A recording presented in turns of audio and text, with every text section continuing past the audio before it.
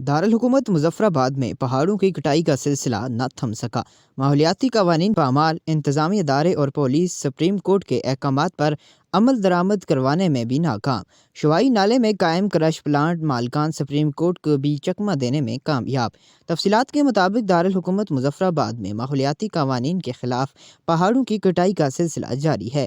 شوائی نالے میں قائم بالخصوص 2 کرش پلانٹ مالکان، جنہیں اعلیٰ سیاسی و انتظامی شخصیات کی پشت پناہی حاصل ہے، ان نے بڑے پیمانے پر پہاڑوں کو کاٹ کر اضافی میٹیریل نالے میں جمع کرنے کا سلسلہ جاری رکھا ہوا ہے۔